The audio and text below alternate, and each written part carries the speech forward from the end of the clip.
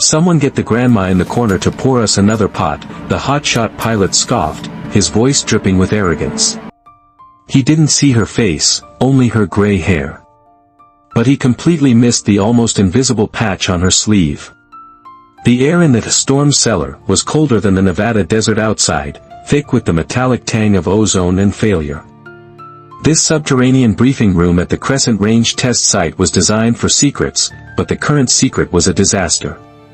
Projected onto a massive screen was the sleek, predatory silhouette of the XF-51 Wyvern, a multi-billion-dollar prototype meant to guarantee air dominance for a generation. Instead, it was a coffin. 2 identical catastrophic failures in 3 weeks.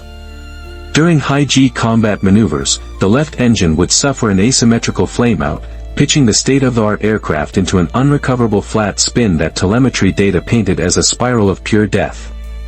The room was filled with the best and brightest, engineers with haunted eyes, decorated pilots with clenched jaws, and at the head of the polished black table, Base Commander General Wallace, his face a granite mask of controlled fury. In a quiet corner, away from the tense circle of green flight suits, a woman moved with practiced economy. She was in her 60s, her silver-gray hair pulled back in a simple, no-nonsense bun. Dressed in a plain, unadorned maintenance technician's coverall, she methodically prepared a fresh carafe of coffee, her movements steady and unobtrusive. She was invisible, a piece of the background scenery. "It's a fundamental design flaw in the fly-by-wire system," a voice boomed, cutting through the tense quiet. Major Cade "Viper" Rollins, an ace pilot with an ego as sharp as his call sign, paced before the screen. He was the picture of a modern fighter jock, chiseled jaw, confident swagger, and an almost predatory gleam in his eyes.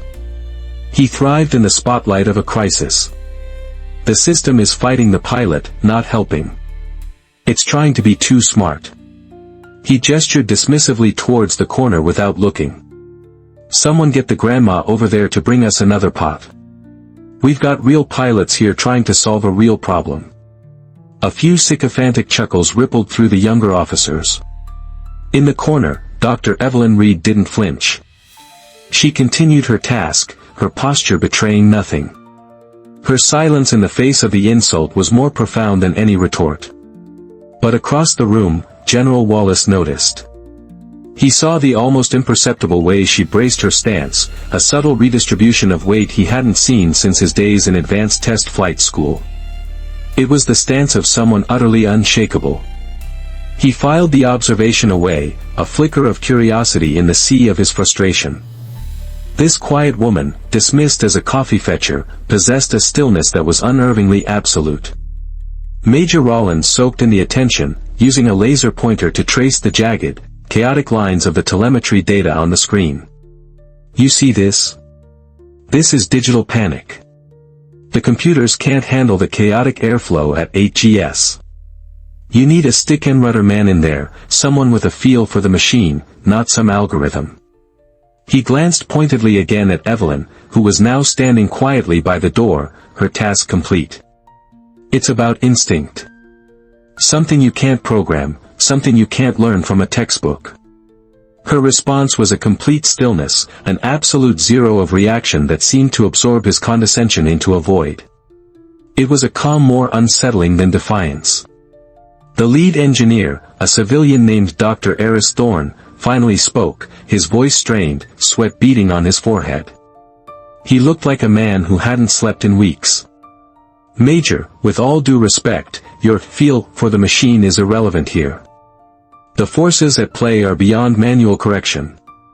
The spin initiates in less than 400 milliseconds. No human pilot, not even you, can react that fast. The torque is instantaneous and catastrophic." Rollins smirked. "So you're saying your billion-dollar superplane is unflyable?" "I'm saying we've run every simulation," Thorne's voice cracked with exhaustion and defeat. "We've modeled every conceivable pilot input. We've rewritten the control logic 17 times. There is no software patch for this. There is no pilot technique. The math says it's a fatal paradox. The airframe is inherently unstable at that performance envelope." He took a deep, shuddering breath and delivered the final blow. "We have no solution." A heavy, suffocating silence descended upon the room. Careers, budgets, and national security hung in the balance. This wasn't just a failed project, it was a strategic catastrophe. General Wallace surveyed the faces of his best and brightest, a sea of defeated eyes, clenched jaws, and shattered confidence. "Is that it, then?" The general's voice was low, but it carried the immense weight of his command. "Are there no other ideas in this room?" "None." The silence that answered him was a unanimous admission of failure. The most brilliant minds in the Air Force had been beaten. The Wyvern was a tombstone. Then, a new sound emerged, cutting through the funereal stillness. The soft, rhythmic click of work boots on the polished concrete floor. Every head turned. The old woman, the coffee fetcher, was walking from the door. She wasn't heading for the exit. She was walking with a steady, deliberate pace toward the massive, floor-to-ceiling whiteboard at the front of the room, the same board where Major Rollins had just been grandstanding. Rollins let out an incredulous scoff. "What is this, a joke? Airmen, get back to your post. The adults are talking." She didn't falter. Her pace didn't change. She moved as if he hadn't spoken, as if he wasn't even there. The entire room, from the junior lieutenants to General Wallace himself, held its breath. The sheer, unexpected audacity of the act was mesmerizing. This wasn't insubordination, it was something else entirely, something they had no protocol for. She reached the whiteboard, picked up a black dry erase marker from the tray, and uncapped it. The quiet but definitive click of the cap snapping off echoed in the silent room. It was the sound of a gauntlet being thrown down. She turned her back to the room of stunned officers, a lone, gray-haired figure in a simple coverall, facing a blank white expanse. For a moment, she just stood there, and the tension became almost unbearable. Was this a breakdown? A bizarre form of protest? Rollins looked at General Wallace, expecting him to intervene, to have this senile woman removed. But the general remained perfectly still, his eyes narrowed, watching with an intensity that silenced any further outburst. He remembered that stance. That perfect, centered calm. Something was about to happen. What appeared was not a clumsy doodle or a nervous scrawl, but a flow of pure, unadulterated genius. She began not with words, but with a complex differential equation, sketching the precise aerodynamic forces Rollins had so crudely simplified. Her hand moved with a fluid, practiced grace, laying down vector lines, pressure gradients, and airflow diagrams with breathtaking speed and precision. It was like watching a master composer write a symphony. The room was spellbound. The engineers leaned forward, their eyes wide with disbelief. This wasn't just knowledge, this was a level of intuitive understanding they had never witnessed. She drew the XF-51's airframe in a perfect three-quarter view from memory, then illustrated how a minute, almost undetectable oscillation in the portside canard, a flaw in the harmonic dampening of its actuator, was creating a chaotic vortex. This vortex, she showed with a series of elegant diagrams, would travel along the fuselage and choke the engine intake at exactly the moment the fly-by-wire system was under maximum load, at 7.8 gs. It wasn't a stall. It was asphyxiation. She then drew the solution. It wasn't a change in piloting. It wasn't a rewrite of the software. It was a tiny, elegant piece of physical engineering. A small, precisely angled strip of metal, no bigger than a ruler, mounted on the wing root. She drew how it would act as a vortex generator, energizing the boundary layer of air and stabilizing the flow before it ever reached the point of chaotic breakdown. It wouldn't just fix the problem, it would make the aircraft more stable and responsive at the edge of its envelope. It was brilliant. It was elegant. It was undeniable. A collective gasp rippled through the room. Dr. Thorne, the lead engineer, looked as if he had seen a ghost, his face a mask of awe and professional shame. Rollins stood frozen, his mouth agape, his face drained of all color. The swagger, the arrogance, all of it was gone, replaced by a raw, naked shock. That's not possible," he stammered, his voice a mere whisper. The deafening silence that followed was her vindication. She calmly placed the cap back on the marker, the final click sounding like a judge's gavel. General Wallace rose slowly from his chair, his eyes fixed not on the equation, but on the woman. He walked past the whiteboard, past the stunned engineers, and stood directly beside her. He didn't look at her face. He looked at her left sleeve. There, sewn just above the cuff of her unassuming coverall, was a small, circular patch the size of a quarter. It was dark blue, almost black, depicting a single silver owl's eye being pierced by a bolt of lightning. It was a patch almost no one in the Air Force would ever see, and even fewer would recognize. It was the emblem of the Aegis Directorate, Sector 7, the ultra-secretive unit of test pilots and aerospace engineers who flew and fixed the machines that didn't officially exist. They were the ghosts of the Black Project's world. The general's expression shifted from curiosity to profound, unadulterated respect. He knew exactly who he was looking at. He was looking at a legend. He turned to face the room, his voice now a command that cracked like a whip. "Aide," he barked. "Put her service record on the main screen. Now." The aide fumbled with his tablet. A moment later, the whiteboard's elegant equation was replaced by a sterile personnel file. The name read, Reed, Evelyn, Ph.D. But it was the lines below that sucked the air from the room. Rank, Colonel, retired.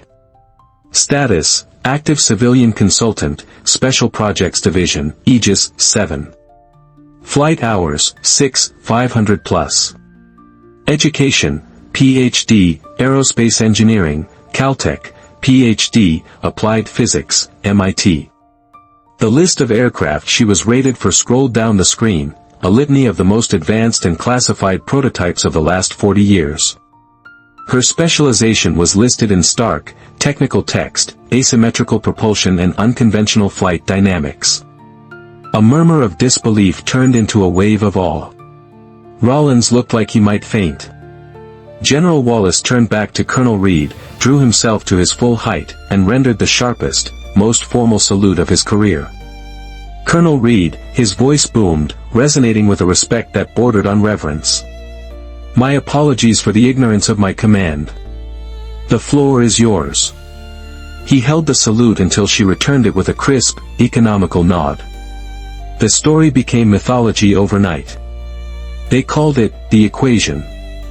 Pilots spoke in hushed tones about the quiet old veteran in a janitor's uniform who had walked out of the shadows and, in 5 minutes of silent brilliance, saved the most advanced fighter program on Earth. The legend grew with each retelling. They said she flew the first test flight herself, pushing the modified Wyvern to 10 GS and bringing it back without a single tremor. The whiteboard was carefully photographed. The images were laminated and posted in every squadron-ready room on the base with a simple caption, "Assumptions are the enemy." The next morning, Major Rollins found Colonel Reed not in a briefing room, but in the XF-51 simulator bay, where she was quietly observing a young pilot practice emergency procedures. Rollins stood at the entrance for a long moment, his usual bravado gone, replaced by a raw, uncomfortable humility. He walked up to her, not as a superior officer, but as a student. "Colonel," he began, his voice quiet and stripped of all its former arrogance. "There's no excuse for my behavior yesterday. I was unprofessional, and I was wrong." He looked at the complex readouts on the screen, the same data that had seemed like an unsolvable riddle to him just the day before. "I've been studying your diagrams all morning. I still don't fully understand the vortex dynamics. I was wondering, if you have the time, could you walk me through it?" Colonel Reed looked at him, her expression unreadable for a moment, and then gave a single, decisive nod. It was an acceptance, an absolution, and an invitation to learn. 6 months later, the XF-51 Wyvern, fitted with the Reed correction, a tiny piece of metal that cost less than $1,000, was the most feared and respected aircraft in the sky. New pilots assigned to the fleet were not first shown the cockpit. They were shown the laminated photograph of a whiteboard covered in equations. They were told the story of the quiet colonel who wore a technician's uniform to a meeting because her own flight suit was still covered in grease from fixing a problem no one else could solve. Her legacy was not a medal or a promotion, though she received both. Her true legacy was a fundamental shift in the culture of a warrior class. A powerful and enduring reminder that the most dangerous person in the room is often the one you overlook. Evelyn Reed's story became a permanent part of the base's folklore, a modern parable about the vast difference between appearing important and being essential.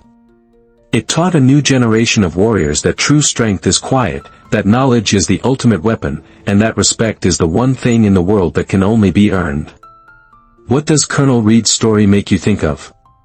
Have you ever witnessed a moment where quiet competence completely silenced loud arrogance? Share your thoughts below, but please, always comment with respect.